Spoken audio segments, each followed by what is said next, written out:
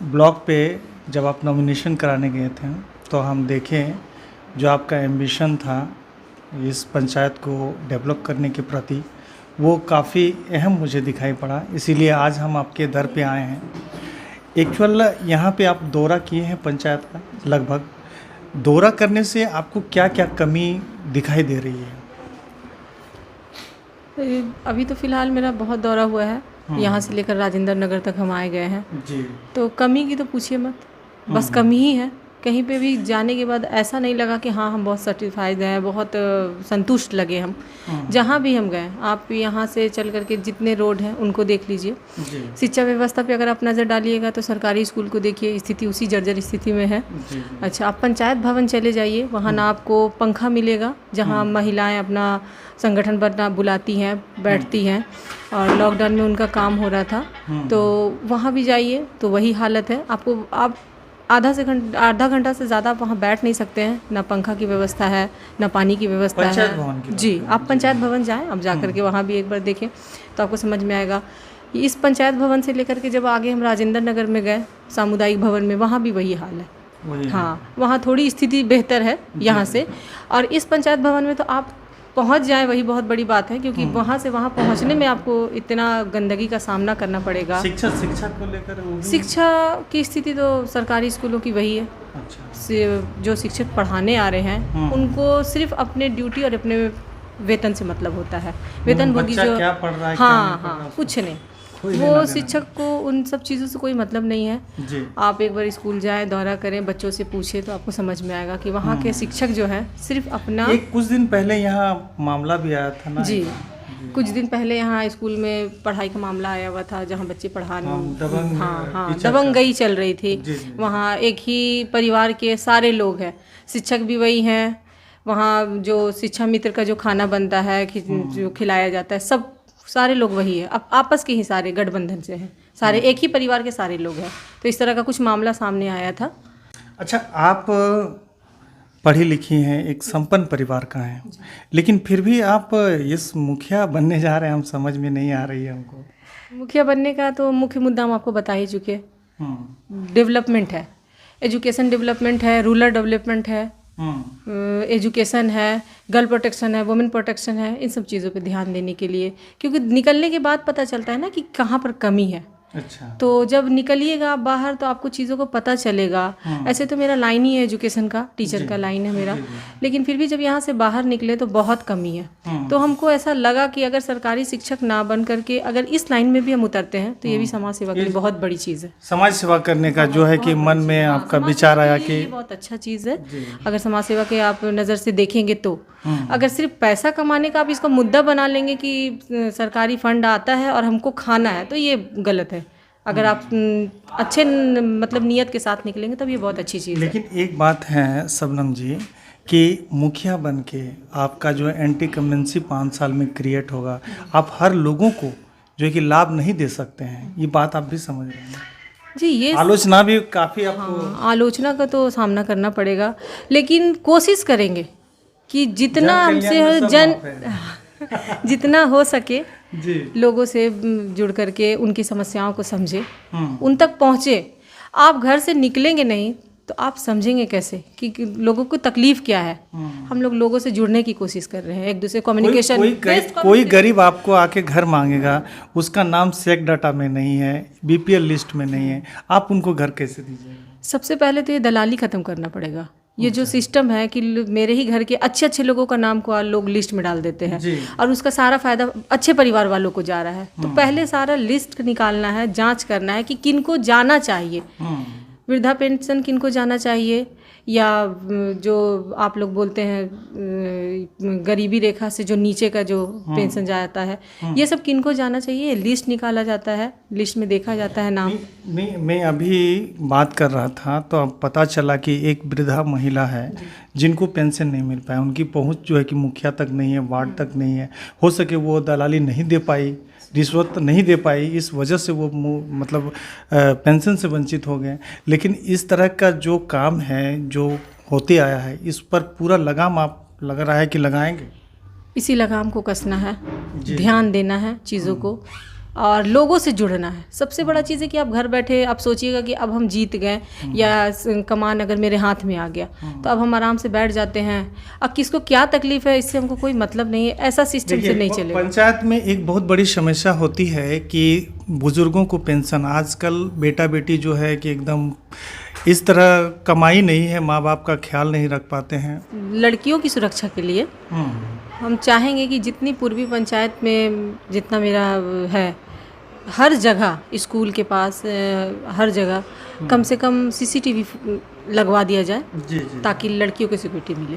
जी। हाँ, लड़कियों की सिक्योरिटी के लिए आपको सीसीटीवी कैमरा चाहिए हर जगह पूरी पूर्वी पंचायत में सीसीटीवी की व्यवस्था की जाए ताकि लोगों को आने जाने में कहीं।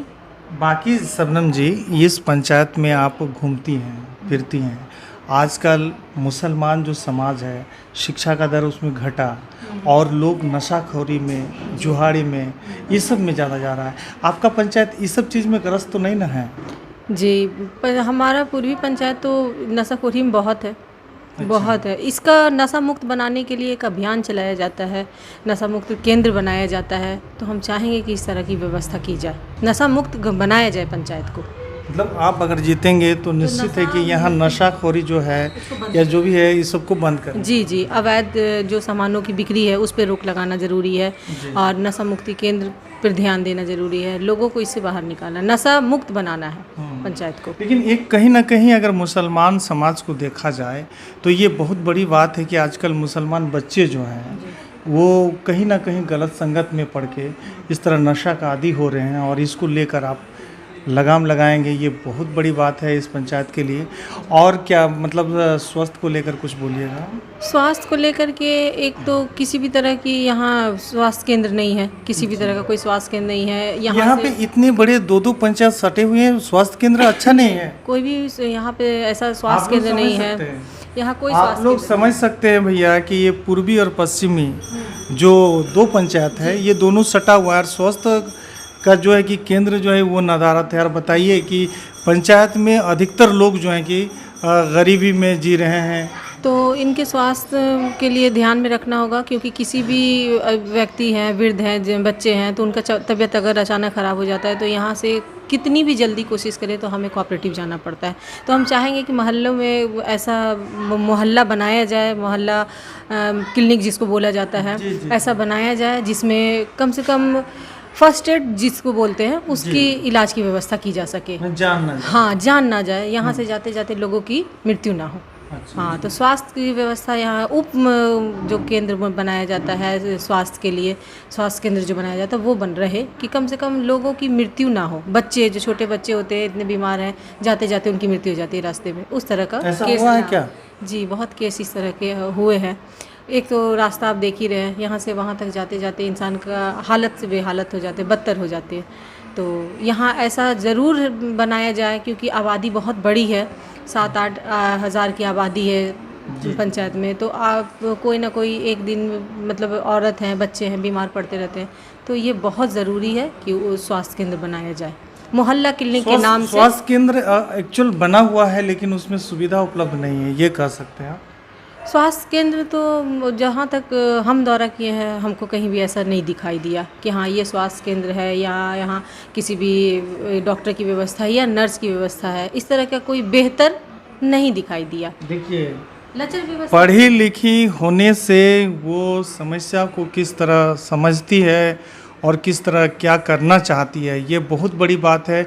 दो पंचायत अगल बगल में, ऐसा बात तो पूर्वी और पश्चिमी, लेकिन यहाँ स्वास्थ्य केंद्र नदारत है।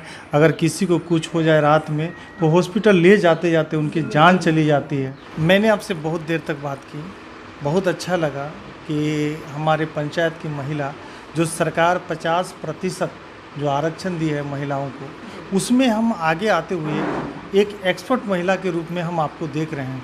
आपका विचार भी मुझे अच्छा लगा और मैं उम्मीद कर सकता हूँ कि आने वाले समय में इस पंचायत की भलाई हो सकती है आपके माध्यम से।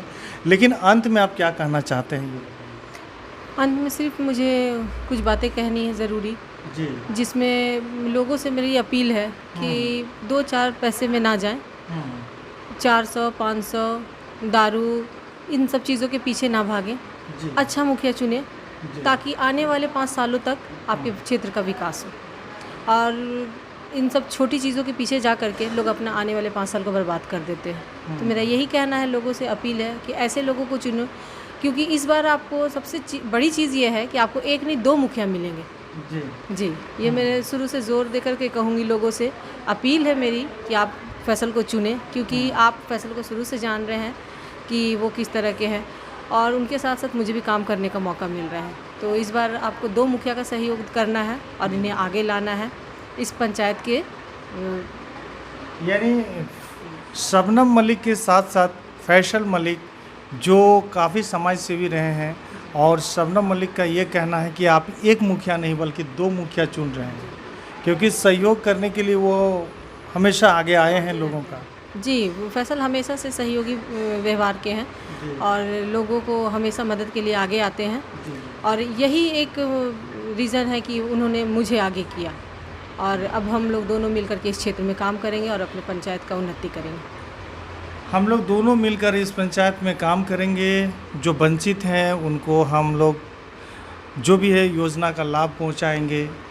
और शबनम जी, सिर्फ मुखिया फंड से कुछ होने वाला है, आपको लग रहा है क्या? नहीं, मुखिया फंड इतने नहीं है कि हाँ आप सारे लोगों को आप उसको दे करके आप लोगों की परेशानियों को दूर कर सकें। तो इस फंड को हम एनजीओ से भी जुड़े हुए हैं और महिला समिति से जुड़े हुए हैं। तो हम चाहेंगे कि सरकार तक हम अपनी मांगों को पहुंचाएं, ज़रूरतों को पहुंचाएं और लोगों को अपने मदद के लिए आगे